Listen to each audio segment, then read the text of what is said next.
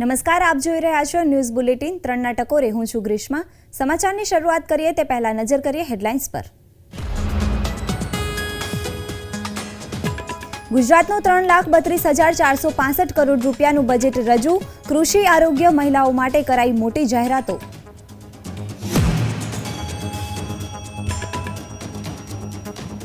ગુજરાત સરકારના બજેટમાં નવા કોઈ કરવેરાની નથી કરાઈ જાહેરાત. 7 મહાનગરપાલિકાને બનાવવામાં આવશે મહાનગરપાલિકા.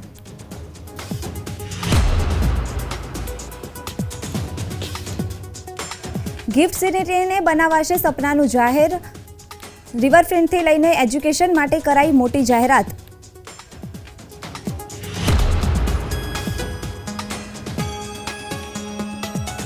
વ્યાસજીના ભોયરામાં પૂજા કરવા મુદ્દે મસ્જિદ સમિતિને મોટો ઝટકો.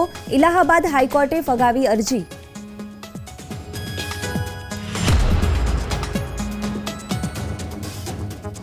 ઝારખંડના નવા મુખ્યમંત્રી બન્યા ચંપઈ સોરેન.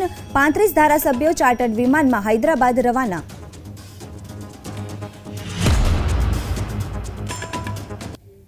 વિગતવાર સમાચાર જોઈએ ત્યારે નાણામંત્રી કનુ દેસાઈએ ગુજરાતનું બજેટ રજૂ કર્યું છે, જેમાં 3,32,465 કરોડનું બજેટ છે. અત્યાર સુધીનું સૌથી મોટું બજેટ રજૂ કરાયું છે, જેમાં નાણામંત્રીએ જણાવ્યું છે કે આપદાને અવસરમાં પલટાવી છે. કચ્છ તેનું ઉત્તમ ઉદાહરણ છે. કચ્છમાં નર્મદા નીર પહોંચ્યા છે. ગુજરાતમાં 5G ઇન્ટરનેટ સર્વિસ શરૂ થઈ છે. અન્ય પ્રદેશથી શ્રેષ્ઠ ગુજરાત બનાવવાનું છે. રિન્યુએબલ ઉર્જાને પ્રાધાન્ય આપવાનું છે. અન્ય પ્રદેશો કરતાં વૃદ્ધિ દર વધુ હોય તેવું ગુજરાત છે. ગુજરાત ગ્લોબલ હબ તે ધ્યેય છે. યુવાનોને સ્કિલ ડેવલપમેન્ટ કરી સશક્ત કરાશે. ખેડૂતોને મજબૂત કરવામાં આવશે. નાણામંત્રી કનુ દેસાઈ બજેટ રજૂ કર્યું છે, જેમાં કનુ દેસાઈએ જણાવ્યું છે કે આ બજેટ ઇતિહાસનું સૌથી વધુ જોગવાઈવાળું છે. પીએમ મોદીએ વિકસિત ભારત 2047નું આહ્વાન કર્યું છે. સીએમએ રોડ મેપ નક્કી કર્યો છે. નારી, યુવા, ખેડૂતને પ્રાધાન્ય આપ્યું છે. વ્યક્તિના સર્વાંગી વિકાસ માટે યોગ્ય પોષણ, શિક્ષણ અને આરોગ્ય જરૂરી છે. સમૃદ્ધ જીવન માટે આ ત્રણેય પાસાઓને વિકાસના કેન્દ્રમાં રાખી નાગરિકો સાથે મળી સહિયારો પુરુષાર્થ કરવાનો અમારી સરકારનો નિર્ધાર છે. સરકારના આ નિશ્ચયને નક્કર સ્વરૂપ આપતા વિવિધ વિભાગોની પોષણલક્ષી યોજનાઓમાં નોંધપાત્ર વધારો કરવાનો સરકારે નિર્ણય કર્યો છે. ચાલુ વર્ષની અંદાજે ₹3200 કરોડની જોગવાઈ સામે પોષણલક્ષી યોજનાઓમાં આગામી વર્ષે ₹5500 કરોડની માત્ર જોગવાઈ આગામી વર્ષે ₹5500 કરોડની માત્ર જોગવાઈ સૂચવું છું. બજેટમાં નમો લક્ષ્મી યોજનાની જાહેરાત કરતા નાણામંત્રીએ કહ્યું કે આ યોજનાનો 10 લાખ વિદ્યાર્થીઓને લાભ મળશે. યોજના માટે 1200 કરોડ રૂપિયાની જોગવાઈ કરવામાં આવી છે. સરકારી અનુદાનિત ખાનગી માધ્યમિક અને ઉચ્ચતર માધ્યમિક શાળાઓમાં અભ્યાસ કરનાર પાત્રતા ધરાવતી અંદાજે 10 લાખ વિદ્યાર્થીઓને ધોરણ 9 અને 10 માટે વાર્ષિક ₹10,000 તેમજ ધોરણ 11 અને 12 માટે વાર્ષિક ₹15,000ની સહાય આપવામાં આવશે. આમ આ યોજના હેઠળ 12 સુધીનો અભ્યાસ પૂર્ણ કર્યેથી કુલ 50,000ની સહાય મળવાપાત્ર થશે. માન્ય અધ્યક્ષશ્રી, નમો લક્ષ્મી યોજનાથી ધોરણ 9થી 12ની કન્યાઓનો પ્રવેશ વધશે, તેઓ અભ્યાસ પૂર્ણ કરશે, તેથી મહિલા શિક્ષણ અને પોષણને ઉત્તેજન મળશે. વધુમાં આ યોજનાના અમલીકરણથી પ્રાથમિક શિક્ષણની જેમ માધ્યમિક શિક્ષણમાં પણ સાર્વત્રિક નામાંકન હાંસલ કરી શકાશે. આ યોજના માટે હું આગામી વર્ષમાં ₹1250 કરોડની જોગવાઈ કરું છું. બજેટમાં નાણામંત્રીએ કહ્યું કે મહિલા અને બાળ વિકાસ માટે 6,885 કરોડ જોગવાઈ કરાઈ છે, જે અંતર્ગત સગર્ભા અને ધાત્રી માતાઓને પોષણયુક્ત આહાર અપાશે. ધાત્રી માતાઓના પોષણને વધારે સુદૃઢ કરી તેમને સક્ષમ બનાવવા હું નમો શ્રી યોજનાની જાહેરાત કરું છું. આ યોજના અંતર્ગત SC, ST, NFSA, PMJY સહિતના 11 જેટલા માપદંડોમાં આવતી સગર્ભા બહેનોને ₹12,000ની સહાય આપવામાં આવશે. આ યોજનાથી પોષણની સાથે માતા તથા નવજાત શિશુને આરોગ્ય સુરક્ષા પ્રદાન કરવામાં આવશે. આ યોજના માટે આગામી વર્ષમાં રૂપિયા 750 કરોડની જોગવાઈ સૂચવી છે. હાલના વિવિધ પોષણલક્ષી યોજનાઓમાં નોંધપાત્ર ફેરફારો કરવાનું પણ સરકારે નક્કી કર્યું છે. દૂધ સંજીવની યોજના હેઠળ શાળાઓમાં અપાતા દૂધમાં ફેટનું પ્રમાણ 1.5% વધારે 4.5% કરવામાં આવશે. તેથી દરેક લાભાર્થી બાળક અને મહિલાઓને અઠવાડિયામાં 5 દિવસ દૂધ આપવામાં આવશે. અમદાવાદમાં નવા તબીબી સાધનો ઉપલબ્ધ કરાવવા માટે રૂપિયા 100 કરોડની જોગવાઈ બજેટમાં કરવામાં આવી છે. 2531 હોસ્પિટલ એમ્પેનલ કરવામાં આવેલ છે. આ યોજના હેઠળ આગામી વર્ષે રૂપિયા 3100 કરોડની જોગવાઈ છે.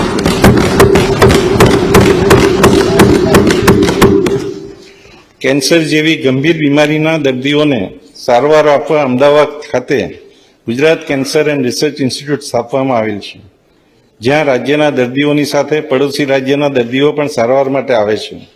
કેન્સરના દર્દીઓને આધુનિક સારવાર ઉપલબ્ધ કરાવવા અંદાજે રૂપિયા 600 કરોડના ખર્ચે કેન્સર ઇન્સ્ટિટ્યૂટ ખાતે cyclotron project for nuclear medicine અને પ્રોટોન બીમ થેરેપી કાર્યરત કરવાના સરકારના નિર્ણયની હું જાહેરાત કરું છું. સ્વચ્છતાને દરેક ઘર, ગામ અને શહેરનું મૂળ મંત્ર બનાવી સંપૂર્ણ રાજ્યને સ્વચ્છ અને સુઘડ બનાવવાની અમારી સરકારની નેમ છે. આ પ્રતિબદ્ધતાને વેગ આપવા નિર્મળ ગુજરાત 2.0 અભિયાનની જાહેરાત કરવામાં આવી છે. તત્કાલીન મુખ્યમંત્રી અને હાલના માનનીય વડાપ્રધાન શ્રી નરેન્દ્રભાઈ મોદીએ વર્ષ 2007માં નિર્મળ ગુજરાત યોજના શરૂ કરેલ હતી. મહાત્મા ગાંધીની 150મી જન્મજયંતિ વર્ષે સ્વચ્છ ભારતના રાષ્ટ્રવ્યાપી અભિયાનની શરૂઆત થયેલ છે. સ્વચ્છતાને દરેક ઘર, ગામ અને શહેરનો મૂળ મંત્ર બનાવી સંપૂર્ણ રાજ્યને સ્વચ્છ અને સુઘડ બનાવવાની અમારી સરકારની નેમ છે. આ પ્રતિબદ્ધતાને વેગ આપવા નિર્મળ ગુજરાત 201 અભિયાનની હું જાહેરાત કરું છું. આ અભિયાન અંતર્ગત ઘન અને પ્રવાહી કચરાને એકત્ર કરી પર્યાવરણ દ્રષ્ટિએ યોગ્ય ધોરણે નિકાલ કરવા માટે વિવિધ યોજનાઓ થકી વ્યવસ્થા કરવામાં આવશે અને લોક સહકારથી એનું અમલીકરણ કરવામાં આવશે.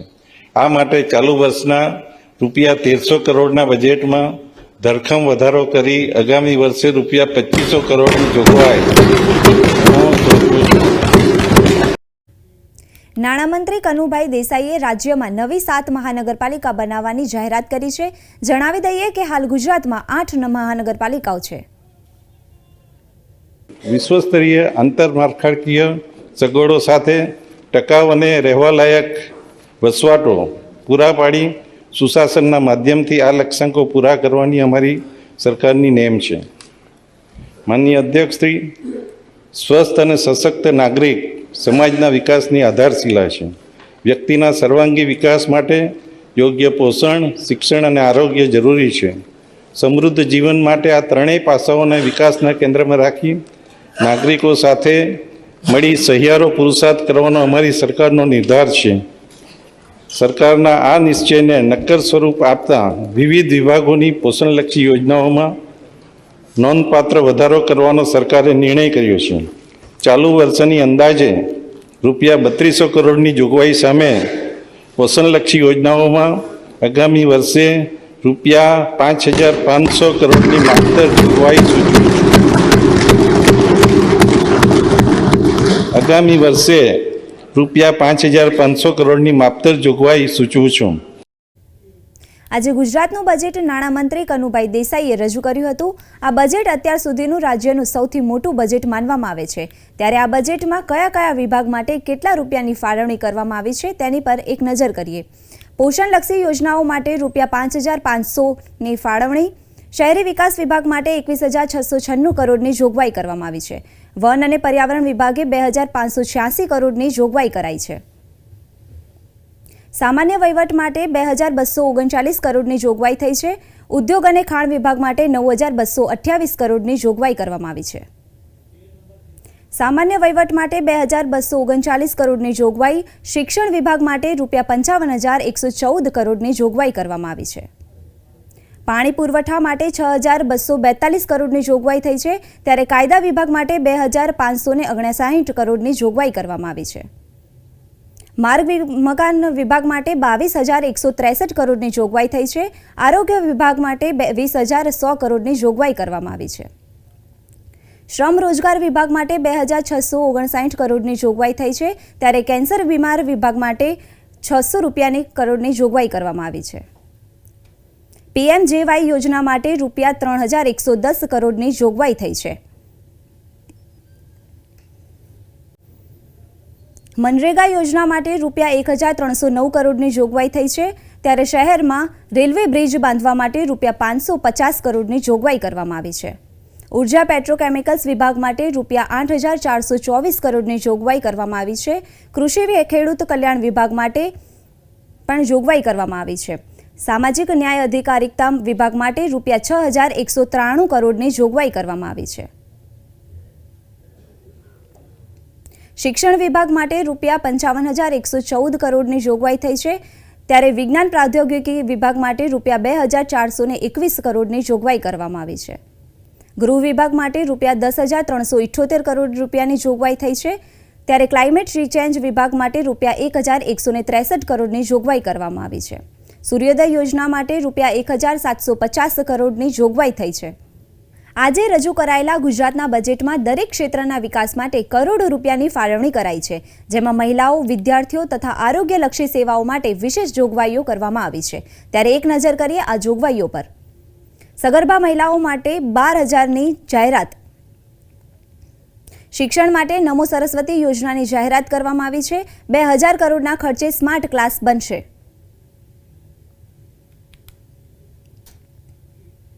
અલ્હાબાદ હાઈકોર્ટમાં જ્ઞાનવાપી કેસમાં આજની સુનાવણી પૂર્ણ થઈ ગઈ છે, અને આ દરમિયાન મસ્જિદ સમિતિને હાઈકોર્ટ તરફથી કોઈ રાહત મળી નથી, એટલે કે જ્ઞાનવાપી સ્થિત ભોંયરામાં પૂજા ચાલુ રહેશે. હાઈકોર્ટમાં આગામી સુનાવણી 6 ફેબ્રુઆરીએ હાથ ધરાશે. મસ્જિદ સમિતિએ તેની અરજીમાં પૂજા સેવાઓ પર વચગાળાના મોરેટોરિયમની માંગ કરી હતી, પરંતુ કોર્ટે આ મંજૂરી આપી ન હતી. કોર્ટે મસ્જિદ કમિટીને તેની અપીલમાં 6 ફેબ્રુઆરી સુધીમાં સુધારો કરવા જણાવ્યું હતું. અલ્હાબાદ હાઈકોર્ટે એડવોકેટ જનરલને કાયદો અને વ્યવસ્થાની સ્થિતિ જાળવી રાખવાનો આદેશ આપ્યો હતો.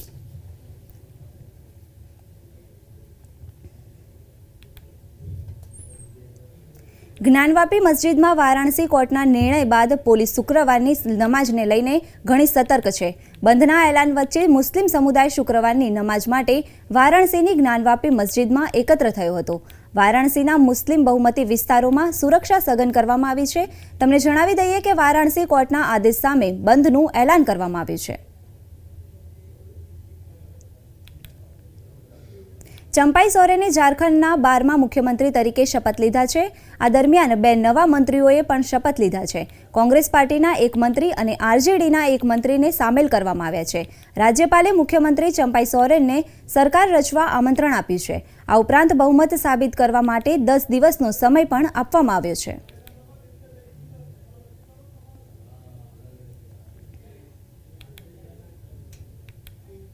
ઝારખંડના શાસક ગઠબંધનના પક્ષો ઝારખંડ મુક્તિ મોર્યા, કોંગ્રેસ અને અન્ય પક્ષના ધારાસભ્યો રાજકીય ખેંચતાણ વચ્ચે હૈદરાબાદ જવા રવાના થયા. ચંપાઈ સોરેન વિધાનસભાના બહુમતી સાબિત કરવા માટે ફ્લોર ટેસ્ટ કરશે, ત્યાં સુધીમાં ધારાસભ્યો પાછા આવી જશે. અસ્થિર રાજકીય પરિસ્થિતિ વચ્ચે હોર્સ ટ્રેડિંગની ઘટનાથી બચવા માટે આ પગલું ભરવામાં આવ્યું છે. ઝારખંડના રાજ્યપાલ CP રાધાકૃષ્ણને ચંપાઈ સોરેનને વિધાનસભામાં બહુમતી સાબિત કરવા માટે 10 દિવસનો સમય આપ્યો છે.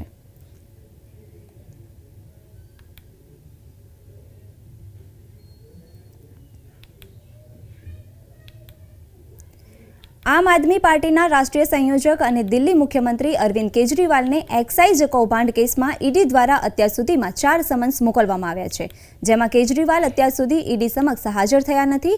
ત્યારે 5મી વખત મોકલવામાં આવેલ સમન્સ પર પણ કેજરીવાલ શુક્રવારે ઈડી સમક્ષ હાજર થવાના નથી. આ અંગે આપ દ્વારા કહેવામાં આવ્યું છે કે કાયદા અનુસાર આગળના પગલાં લેવામાં આવશે.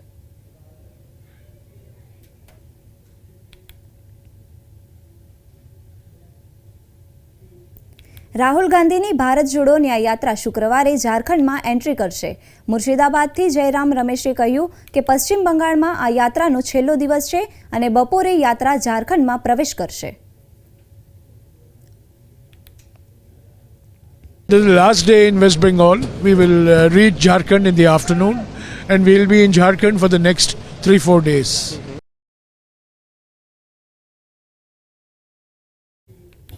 પશ્ચિમ બંગાળના મુખ્યમંત્રી મમતા બેનર્જીએ શુક્રવારે કોલકાતામાં આયોજિત વિરોધ પ્રદર્શનમાં ભાગ લીધો હતો, જેમાં રાજ્યને કેન્દ્રિત રીતે રોકાયેલા લેણાં મુક્ત કરવાની માંગ કરવામાં આવી હતી. તમને જણાવી દઈએ કે ટીએમસીના અનુસાર મહાત્મા ગાંધી રાષ્ટ્રીય ગ્રામીણ રોજગાર ગેરંટી અધિનિયમ હેઠળ ભંડોળ પશ્ચિમ બંગાળને આપવામાં આવ્યું નથી.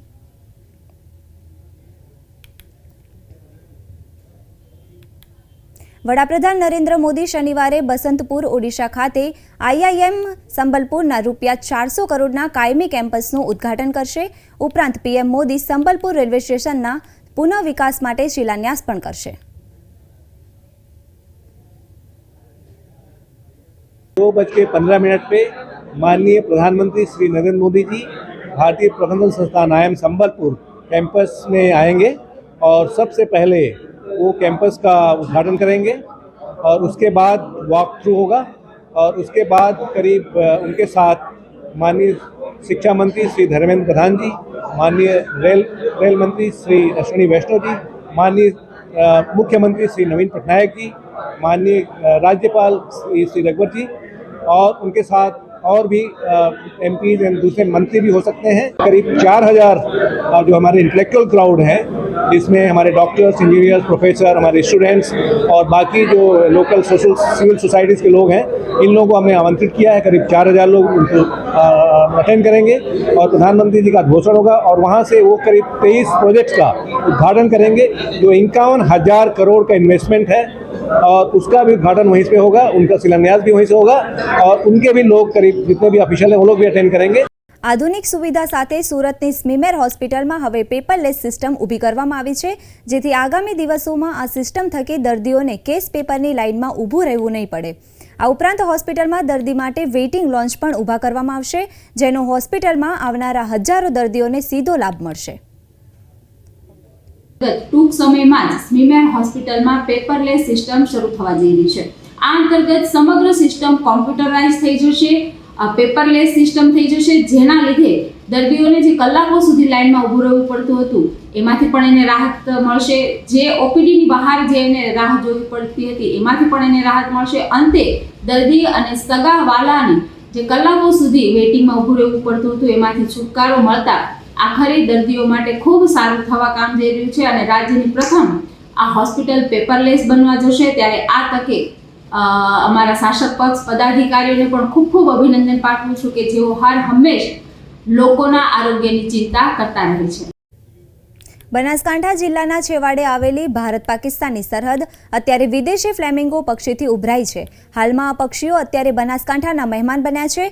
ફ્લેમિંગો પક્ષી મુખ્યત્વે ઇઝરાયલ, ઈરાન, અફઘાનિસ્તાન અને પાકિસ્તાનથી માઇગ્રેટ થઈને અહીં આવે છે. નવેમ્બર મહિનાની શરૂઆત થતાં જ ફ્લેમિંગો અહીં આવવાની શરૂઆત કરે છે, કારણ કે આ પક્ષી જ્યાંથી આવે છે તે વિસ્તારમાં ઠંડીનું પ્રમાણ ખૂબ જ વધી જાય છે. ત્યારબાદ ફેબ્રુઆરી માસના અંત અને માર્ચની શરૂઆતથી બનાસકાંઠાના રણ વિસ્તારમાં ગરમીનું પ્રમાણ વધતા આ પક્ષીઓ અહીંથી પરત પોતાના વતન તરફ પ્રયાણ કરે છે. બહામાસ દેશનું રાષ્ટ્રીય પક્ષી ફ્લેમિંગો આમ તો જવલ્લે જ ભારતમાં જોવા મળતું હોય છે, પરંતુ શિયાળાની ઋતુ દરમિયાન આ પક્ષી ઈરાન, ઇઝરાયલ, પાકિસ્તાન અને અફઘાનિસ્તાન જેવા દેશોમાંથી માઇગ્રેશન કરી ભારતમાં આવે છે અને ભારતના મુંબઈ સહિત ગુજરાતના અને રાજસ્થાનના ઠંડા વિસ્તારોમાં આ પક્ષી જોવા મળતું હોય છે. અત્યારે નડાબેટ વિસ્તારની વાત કરવામાં આવે તો તમે જોઈ શકો છો, અહીં ફ્લેમિંગો નામના પક્ષીઓ ઈરાન, અફઘાનિસ્તાન, પાકિસ્તાન અને ઇઝરાયલથી માઇગ્રેટ થઈ અને અહીંયા આવ્યા છે. શિયાળાની શરૂઆત થતાં જ આ પક્ષીઓ તેઓ ઠંડા પ્રદેશ છોડી અને ગુજરાતના સૂકા પ્રદેશ અને રણકાંઠા વિસ્તારમાં આવી જતા હોય છે અને શિયાળાની ઋતુ દરમિયાન તેઓ અહીં પ્રજનન ક્રિયા પણ કરતા હોય છે. ત્યારબાદ ફેબ્રુઆરી માસ સુધી આ પક્ષીઓ અહીં રોકાય છે અને ફેબ્રુઆરી માસ બાદ ધીરે ધીરે માર્ચ મહિનો આવતા આ પક્ષીઓ માઇગ્રેશન શરૂ કરી અને પોતાના વતન તરફ ફરતા હોય છે. ભારત પાકિસ્તાનની સરહદ પર ફ્લેમિંગો પક્ષીને જોવાનો પણ એક દુર્લભ નજારો અહીં શિયાળાની ઋતુ દરમિયાન જોવા મળતો હોય છે. કેમેરામેન રતન સોલંકી સાથે હરેશ ઠાકોર, પ્રવેગ ટીવી, બનાસકાંઠા. સમગ્ર દેશમાં શાળાના વિદ્યાર્થીઓ માટે ફિફાનો મહત્વાકાંક્ષી ફૂટબોલ ફોર સ્કૂલ્સ કાર્યક્રમ શરૂ કરાયો છે, જેના ભાગરૂપે ધ્રાંગધ્રા ખાતે ઓલ ઇન્ડિયા ફૂટબોલ ફેડરેશન અને ફેડરેશન ઇન્ટરનેશનલ ડી ફૂટબોલ એસોસિએશનના સહયોગથી શાળા શિક્ષણ અને સાક્ષરતા વિભાગે ફૂટબોલના નિઃશુલ્ક વિતરણ સાથે સ્પર્ધા યોજવામાં આવી હતી. ધ્રાંગધ્રાની જવાહર નવોદય વિદ્યાલયમાં ફૂટબોલનું વિતરણ કરાયું હતું, જેમાં જિલ્લા રમત વિકાસ અધિકારી પાર્થ ચૌહાણ, ગુજરાત સ્ટેટ ફૂટબોલ એસોસિએશનના જોઈન્ટ સેક્રેટરી મહિપાલસિંહ રાણા અને શાળાના આચાર્ય મમતાબેન ઉપસ્થિત રહ્યા હતા. અહીં મહિપાલસિંહે જણાવ્યું કે ફિફાના F4S પ્રોગ્રામ હેઠળ વિદ્યાર્થીઓ માટે ફૂટબોલની સુલભતાને નોંધપાત્ર રીતે વિસ્તૃત કરવાનો પણ ઉદ્દેશ છે. એ છે કે સ્ટુડન્ટ્સમાં ખેલ પ્રત્યેની ભાવના વધે, એમને ફૂટબોલ પ્રત્યેનો રસ વધે અને અહીંથી ગામડા લેવલ સુધી છોકરાઓને ફૂટબોલ રમવાની પ્રેરણા મળે. સાથે સાથે ફિફાની મોબાઈલ એપ્લિકેશન પણ લોન્ચ કરવામાં આવી છે, જેમાં છોકરાઓને લાઈવ સેશન્સ અને ફૂટબોલ સ્કિલના સેશન્સની ઓનલાઈન ક્લાસીસ પણ કરી શકશે. અને એનાથી અમે એવી આશા રાખી છે કે સુરનગર જિલ્લામાંથી કોઈ સારા ફૂટબોલર આગળ આવે અને ગુજરાત અને ભારતમાં પોતાનું નામ રોશન કરે એવી. વિવિધ સ્તરે ભાગીદારીને ઉત્તેજન આપીને આ કાર્યક્રમ રમત પ્રત્યે ઉત્સાહની ભાવના જગાડવા આ પ્રયાસ થયો છે. આ સાથે વિદ્યાર્થીઓને ફૂટબોલ રમવાના આનંદનો પરિચય કરાવવામાં આવશે. એટલું જ નહીં પરંતુ ટીમવર્ક, શિસ્ત અને ફિટનેસના મૂલ્યને પણ પ્રભાવિત કરશે, તેમના સર્વાંગી વિકાસમાં યોગદાન આપશે. जो कि छात्रा हूँ, आज हमारी पाठशाला में फुटबॉल का वितरण हुआ था, जो कि हम सबके लिए बहुत प्रेरणादायक था. इससे हमें फुटबॉल खेलने और स्पोर्ट्स में आगे बढ़ने की प्रेरणा मिली है, जो कि हमारे लिए बहुत फायदा. मेरा ये जो F4S का जो प्रोग्राम है वो बहुत अच्छा है, क्योंकि उससे जो ग्रामीण लेवल के जो छात्र रहते हैं उसको भी फ़ायदा मिलेगा. और हम ये फीफा वर्ल्ड कप के लिए सभी छात्रों को और सभी युवा पीढ़ी को हम फीफा वर्ल्ड कप के लिए आगे प्रेरित कर सकते हैं. और इसे ધ્રાંગધ્રા ખાતે આયોજિત ફૂટબોલ સ્પર્ધામાં અનેક વિદ્યાર્થીઓએ ભાગ લીધો હતો. આ કાર્યક્રમ હેઠળ તબક્કાવાર રીતે સમગ્ર દેશમાં 11 લાખથી વધુ ફિફા ફૂટબોલનું વિતરણ કરવામાં આવનાર છે. 1.50 લાખથી વધુ શાળાઓને આ કાર્યક્રમનો લાભ મળશે. પ્રવેગ ટીવી, ધ્રાંગધ્રા. તો હાલ બુલેટિનમાં બસ આટલું જ. નમસ્કાર.